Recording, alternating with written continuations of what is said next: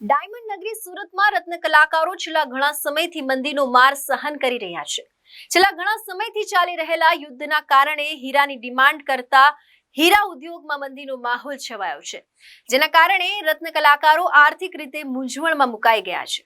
છેલ્લા 10 મહિનામાં સુરતના 40 જેટલા રત્ન કલાકારે આપઘાત કરી લીધા હોવાના ચોંકાવનારા આંકડા ડાયમંડ વર્કર યુનિયન દ્વારા આપવામાં આવ્યા હતા।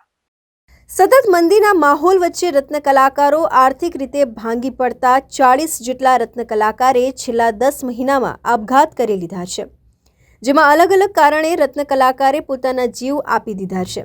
છેલ્લા ઘણા સમયથી ડાયમંડ વર્કર યુનિયન પણ સરકાર પાસે રત્ન કલાકારો માટેની યોજના શરૂ કરવા માટે માંગ કરી રહ્યું છે।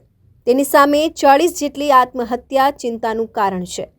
જોઈએ આ આંકડા બાદ કઈ રીતે રત્ન કલાકારોની મદદ કરે છે। Arvind Rathod, ABC news Gujarat, Surat.